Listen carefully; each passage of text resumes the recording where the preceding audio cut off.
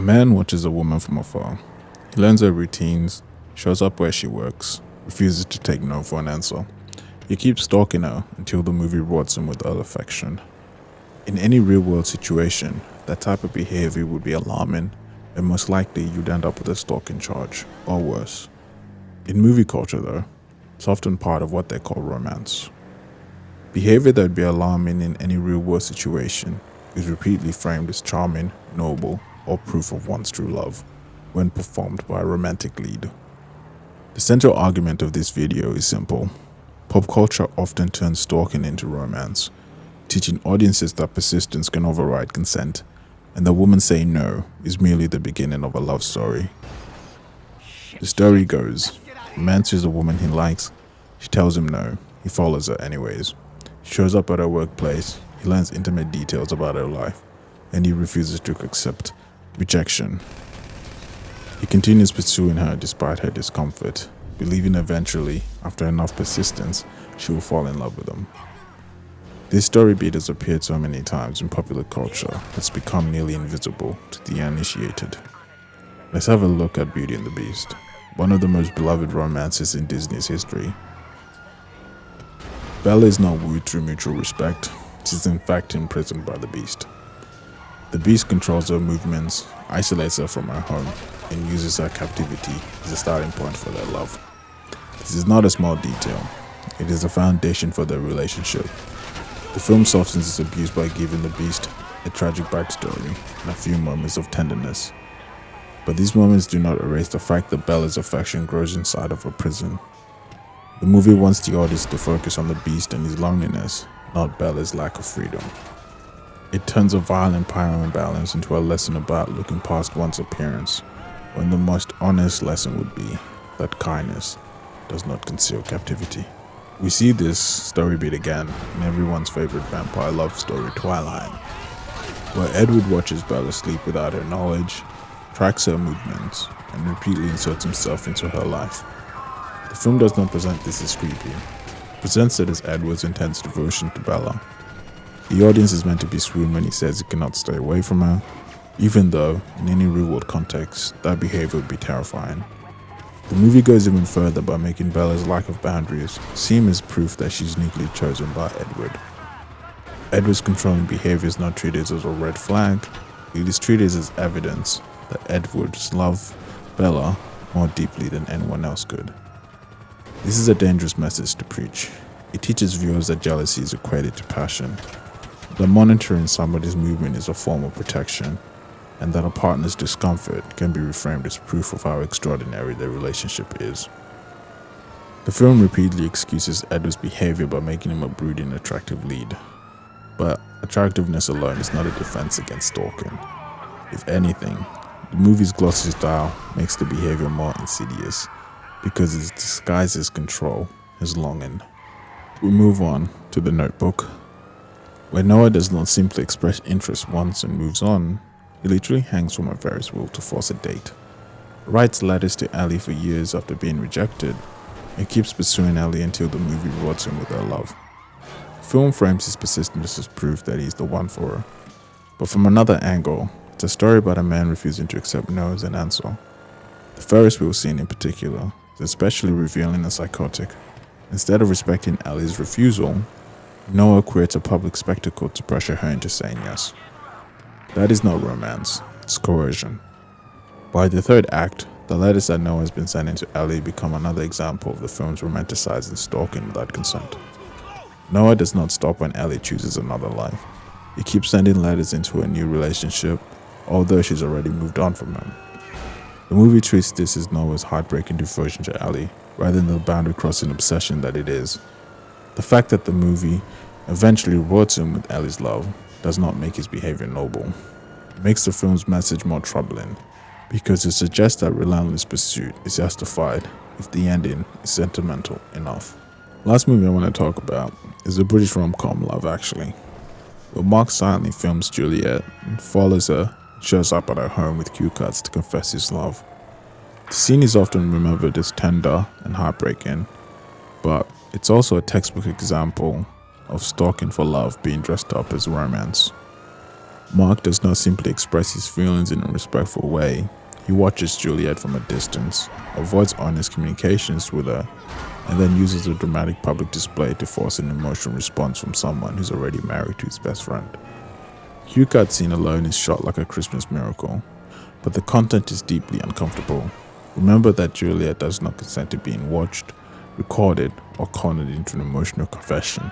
The music cues, the lighting, tell us the audience to feel moved by his actions, not be alarmed by his behavior. But this is precisely how the film manipulates the audience. It uses sentimentality to hide the fact that Mark's behavior would be invasive and inappropriate in any ordinary context. The scene is not romanticized because it's sincere. It's romanticized because the movie wants us to forgive behavior that should not be forgiven so easily.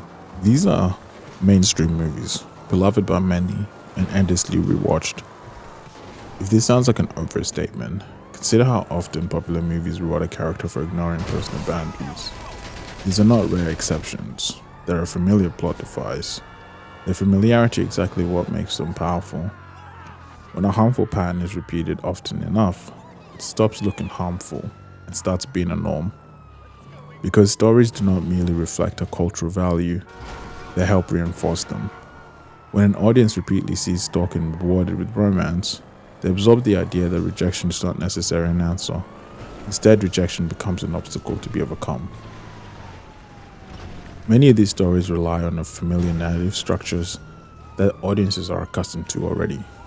A woman rejects a man's advances, and rather than respecting her decision, he continues pursuing her nonetheless.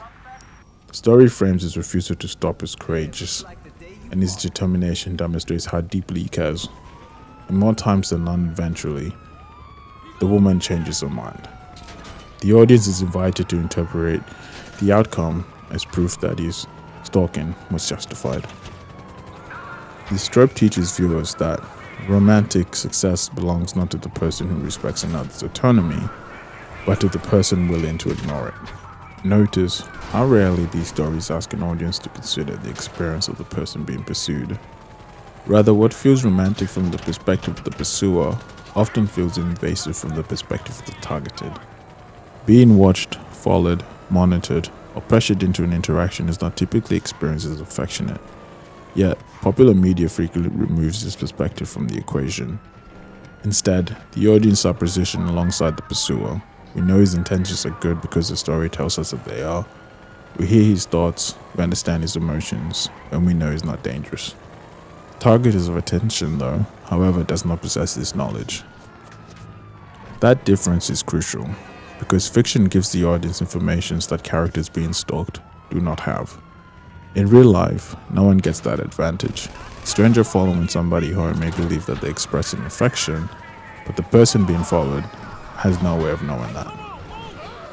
This is one of the reasons why behaviors that appear romantic in fiction can feel frightening in real life.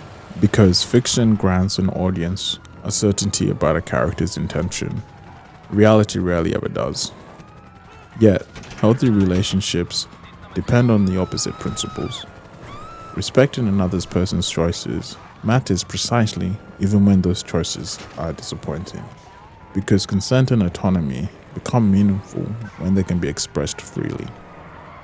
When a movie repeatedly rewards characters for ignoring personal boundaries, they risk normalizing the belief that love justifies behaviors that would otherwise be unacceptable. This does not mean every story featuring a stalking character endorses stalking, nor does it mean that the audience automatically imitates what they see on screen. The issue is not a single movie, though, or a television episode. It's the effect of pattern repeated across decades of popular entertainment. Each individual story may seem harmless. Together they create a culture script about how romance is supposed to work. These type of movies tell the audience that no might really mean convince me. That persistence is inherently virtuous. That respect and rejection is not less romantic than overcoming it. Obviously, these messages are not stated outright, but they do not need to be. When a character's boundaries are violated by another character, and then that character is rewarded with love, the audience learns which behavior that the movie considers worthy of success.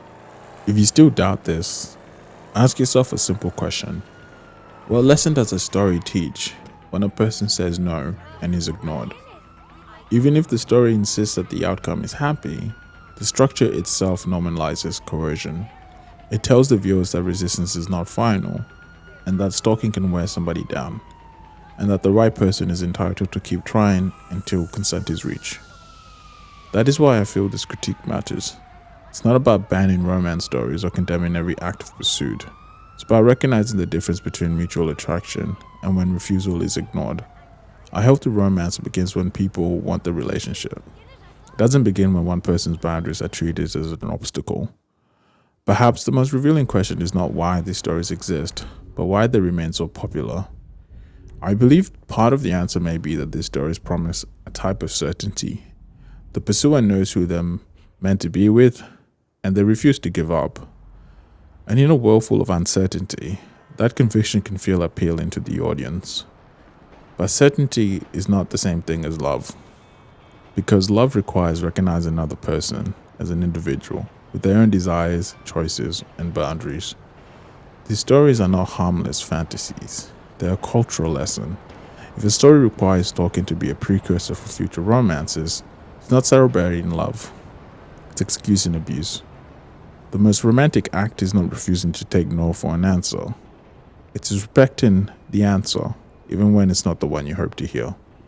Thank you for watching. It's your boy Isaiah. Catch you in the next one.